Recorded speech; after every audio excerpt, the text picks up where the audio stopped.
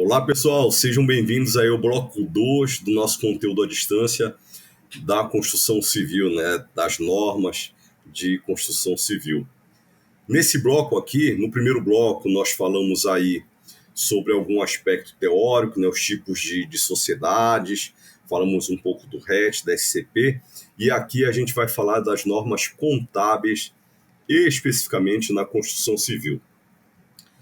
Senhores, até 2018 nós tínhamos 2 CPCs, até 2017, para ser mais exato, né?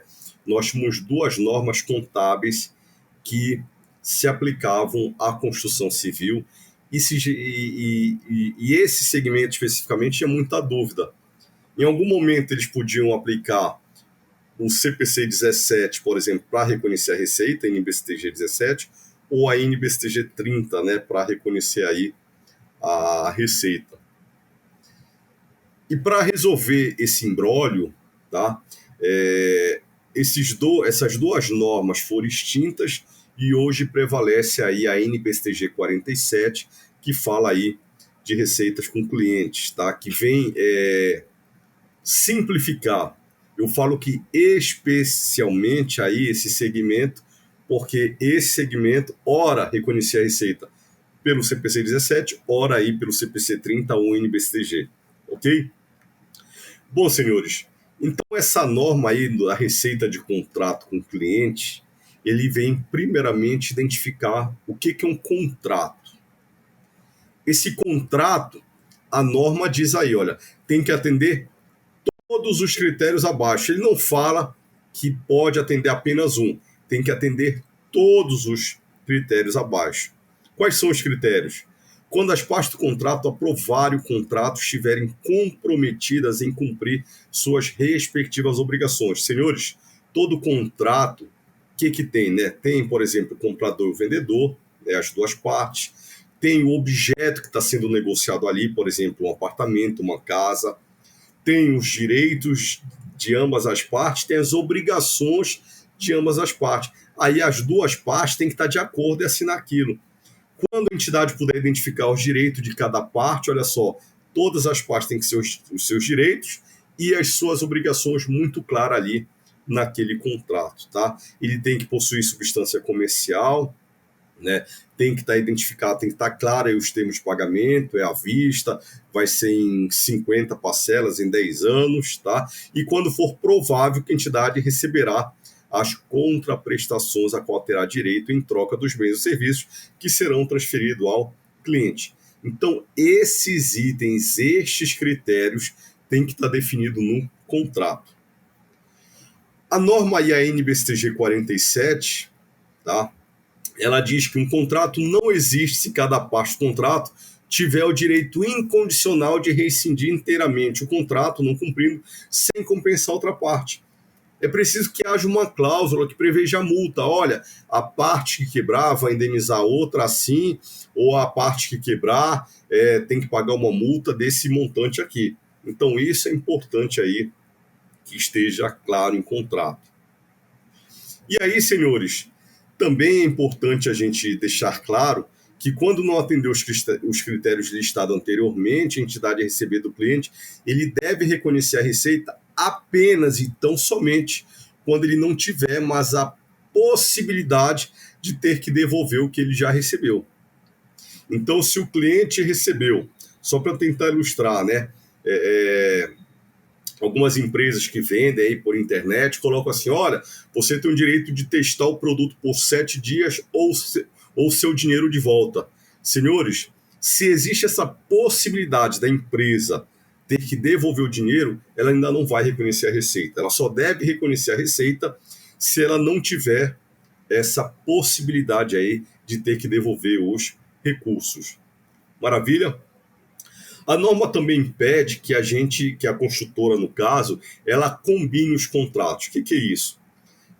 Imagine que o governo ele vai licitar com uma construtora para ela fazer uma escola, para ela fazer uma praça ali na frente da escola, para ela fazer a pavimentação asfáltica, tudo em torno daquela escola, ou vai construir um bairro, por exemplo, tá?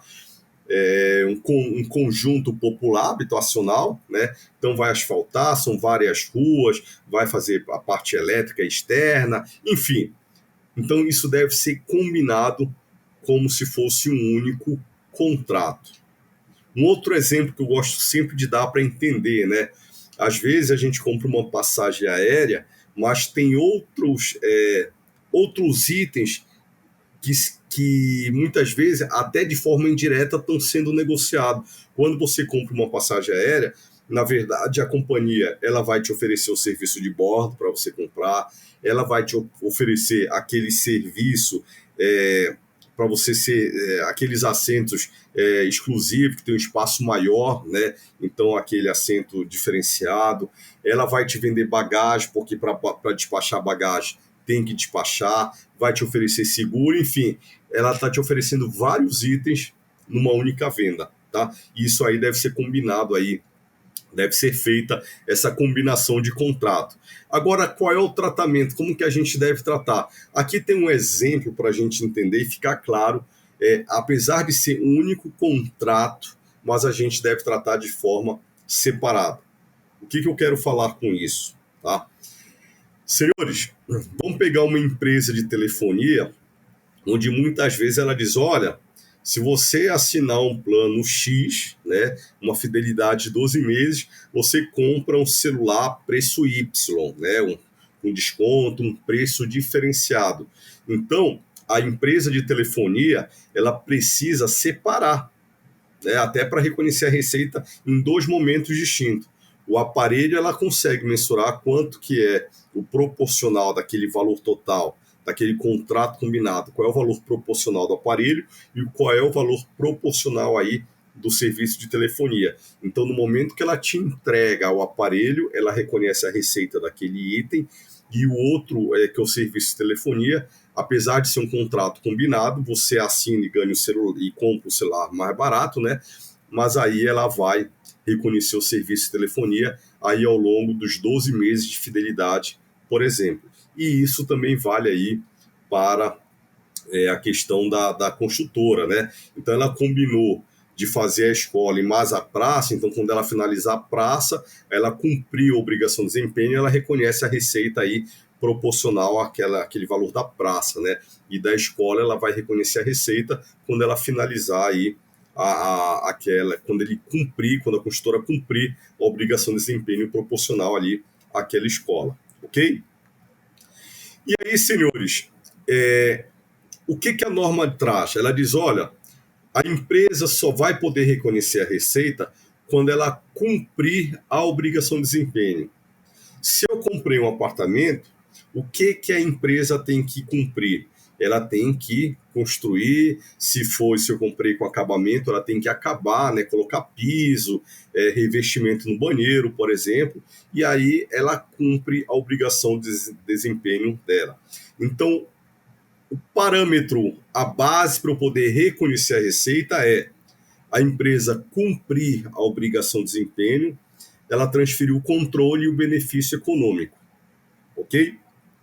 Senhores, já falando aí especificamente da construção, para imóveis acabados, eu acho que a gente não tem aí grande dificuldade. Porque se você comprou um apartamento e esse apartamento está finalizado a obra dele, então a construtora ela cumpriu já a obrigação de desempenho. Então você assina o contrato, faz o financiamento e aí ela te entrega as chaves, ela pode reconhecer a receita porque ela já cumpriu a obrigação de desempenho, ela está te entregando a chave, está te transferindo o controle, você, por exemplo, vai mudar e já vai gozar aí dos benefícios de usufruir aquele imóvel, ok?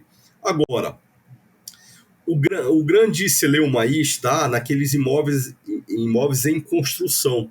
Em que momento reconhecer a receita? Tá? Aí essa norma vem deixar muito claro aqui que ele deve ser reconhecido pelo método POC. O que é método POC? Porcentagem de completude. Então a construtora, senhores, no bloco 3 e 4 a gente vai fazer um exemplo um exemplo prático, bem didático para a gente entender como que funciona esse passo a passo, ok? Então, de forma resumida aqui, a construtora deve reconhecer a receita na mesma proporção do custo incorrido. Não interessa, senhores, se o comprador ele pagou à vista, se ele está comprando a prazo, vai pagar em 6 meses, em 1 ano ou em 30 anos. Ela deve reconhecer aí de acordo com o custo incorrido à receita, ok? O que é isso, senhores? Vou colocar aqui no Word para a gente entender aí esse método POC e depois a gente fazer o nosso estudo de caso. Então, imaginem que o preço de venda, eu vou aumentar aqui a fonte para ficar mais legível, né? Então, imaginem, senhores, que nós vamos vender um apartamento e o preço de venda dele é 1 milhão. Só para a gente entender o método POC. E aí, o custo orçado, essa construtora, ela fez um estudo, né? Fez o orçamento dela, o budget, e o custo orçado vai ser 700 mil. E ela estima construir esse empreendimento ao longo de 3 anos, né? Tempo de obra, 3 anos. Senhores, imaginem hipoteticamente que ela fez o lançamento hoje, foi um sucesso total. Ela abriu o decorado, já conseguiu fazer venda de algumas unidades. Mas vamos pegar uma única unidade que ela fez a venda para a gente mostrar aqui, né, o funcionamento. Então, imagine que uma unidade é 1 milhão, preço de venda. Aquela unidade ela tem um custo orçado de 700 mil. E aí ela fez uma venda aí, já no dia do lançamento do empreendimento, do decorado, da abertura do decorado. Ela fez uma venda, eu vou colocar aqui que ela vendeu 30% à vista e 70% em 12 parcelas. Tá? Senhores, a forma de pagamento, lógico, se o comprador pagou à vista, né, vai ter lá um dinheiro no caixa, vai ter lá o recebível registrado no seu ativo, né? Mas aqui nesse momento eu quero me ater ao reconhecimento da receita. Então, o que nós vamos precisar fazer? A construtora, quando acabar o primeiro ano, ela precisa levantar, que ela vai ter registrado isso na contabilidade, aqueles custos que nós falamos que compõem o custo. O preço do terreno, gasto de legalização, todo o gasto de obra, né? Então, qual é o custo incorrido no primeiro ano? Então, hipoteticamente, daqueles 700 mil que ela orçou gastar com essa unidade, ela já incorreu em 250 mil. Tá? Quanto que a construtora deve reconhecer de receita? Senhores, se a gente fosse apurar uma DRE, uma demonstração do resultado aqui, a receita não vai ser os 30% que a construtora já recebeu, não vai ser os 70% que o comprador vai comprar a prazo, a receita vai ser proporcional ao custo incorrido. Então tá aqui o custo incorrido, custo do imóvel vendido, vou chamar dessa forma aqui, tá? O custo do imóvel vendido. Quanto foi o custo aqui do primeiro ano dessa construtora, desse apartamento? Foi 250 mil. Senhores, 250 mil corresponde a quantos por cento do custo total orçado? O custo total orçado é de quanto? 700 mil. Se nós fizermos uma regrinha de 3 simples, 250 mil equivale, aqui na minha conta deu aproximadamente 35%, tá? 35 uma dízima, mas vamos considerar didaticamente aqui 35%, tá? Então, 250 mil, ele corresponde a 35% aproximado de 700 mil, ok? Então, se ela incorreu em 35% de custo no primeiro ano, eu vou reconhecer 35% daquela receita. A receita orçada, né, é 1 milhão, então ele vai reconhecer aqui 350 mil. Qual é o resultado dessa construtora no primeiro ano? Então ela teve um resultado de 100 mil. Senhores, novamente eu reforço, não tem nada a ver com o que ela recebeu ou com o valor do imóvel vendido. Ela deve aplicar o método POC, porcentagem de completude, ok? Então, tá aí a apuração aí do resultado pelo método POC, que é o que a NBSTG 47 pede que seja aplicado para os imóveis em construção. Novamente, aqueles imóveis acabados, eu vou reconhecer a receita na totalidade no momento da entrega das chaves. Maravilha? Então, voltando aqui para os nossos slides, tá? Para a gente dar sequência. Falamos aí do método POC. Então, vamos dar sequência aqui, né? Então, a obrigação de desempenho deve estar claro em contrato, tá? Eu vou cumprindo a obrigação de desempenho, depois aprofundem o estudo, né? Peguem a NBSTG 47 para ler, tem outros exemplos que vão clarear, fortalecer o conhecimento desse segmento. Então, ele especifica que no contrato desse segmento deve estar lá as etapas. Eu vou reconhecer, eu vou construir em etapas, vou fazer a fundação, por exemplo, depois eu vou fazer tal situação, depois eu vou fazer a parte elétrica, hipoteticamente, que eu não sou do segmento da construção, né? Mas eu entendo da contabilidade. Então, é preciso que a construtora especifique as etapas que ela vai cumprindo, e aí ela vai cumprindo, vai incorrendo em custo, ela vai reconhecendo a receita proporcional a esse custo, ok? Aquela questão da satisfação da obrigação de desempenho, né? Nós já mostramos que a construtora ela deve reconhecer a receita no momento que ela cumpre a obrigação de desempenho dela, e no caso de imóvel em construção, ele deve ser registrado aí por essas etapas da obra que devem estar em contrato, né? Então, separadamente, para que isso vá sendo reconhecido de acordo com o método POC, como nós acabamos de ver. Daqui a norma, ela diz, olha, eu posso reconhecer aí a receita pelo método produto ou pelo método de insumo. Quando a gente fala o método POC, a gente está aplicando o método insumo, os custos incorridos, aquilo que eu já gastei aí para cumprir as minhas etapas, e aí eu vou reconhecendo a receita. Ou posso também, né, só falando aí do método produto, eu te vendi 5 unidades, te entreguei uma unidade, te entreguei um produto, eu reconheço a receita equivalente, proporcional àquela unidade ou àquele produto, ok? Contraprestação não monetária. Senhores, o que é essa contraprestação não monetária? É aquela permuta, por exemplo, onde o proprietário de um terreno ele vai permutar com 5 unidades, tá? Qual é a base que vai lastrar essa operação? É o valor justo. Valor justo qual? Aquela tabela. A construtora espera vender cada apartamento por 1 milhão. Se o terreno da pessoa vale 5 milhões, eu vou te dar 5 terrenos.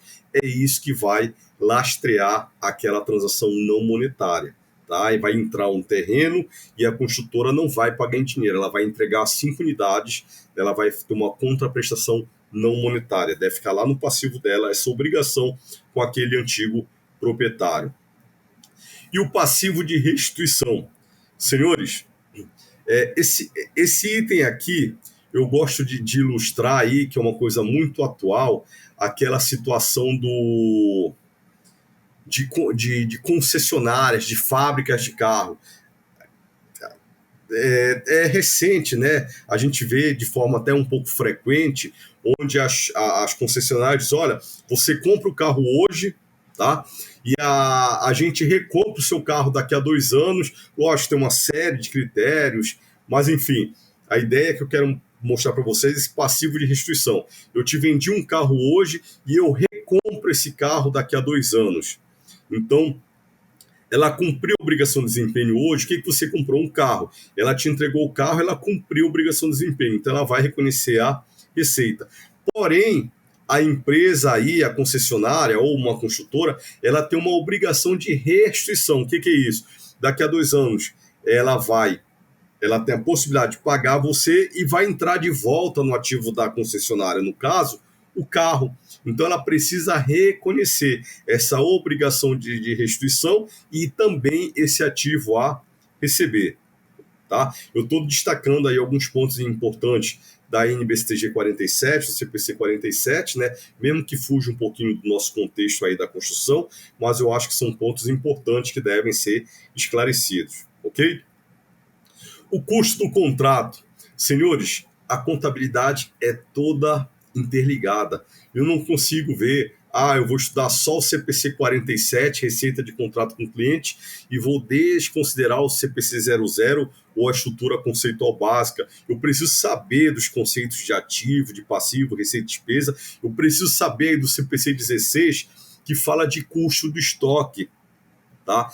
Nós já falamos aqui qual é o custo de uma construtora. Vai desde a compra do terreno, gastos de legalização, tudo que ela gastar para que ela finalize aquele empreendimento. Porque eu preciso saber do CPC 27, porque a construtora, por exemplo, além de ter seus ativos imobilizados, ela vai aplicar o CPC 27 também sobre aquele stand de venda, aquele decorado, ok? E por que eu preciso saber, por exemplo, do CPC 04? A construtora vai aplicar o CPC 04, por exemplo, para as marcas dela, para os softwares, para os direitos autorais, se ela tiver, por exemplo. Então, eu preciso também aplicar esses outros pronunciamentos todos na construtora. E o próprio CPC 47, ele menciona isso, né? Que eu devo observar o CPC 16 para compor o custo do meu estoque e outras situações. Maravilha? Então, senhores, encerramos aqui o bloco 2, trouxemos aí alguns aspectos contábeis e daqui a pouco a gente dá sequência no bloco 3 e 4, trazendo um estudo de caso prático para a gente entender efetivamente o funcionamento do método POC, porcentagem de completude. Um forte abraço e até breve.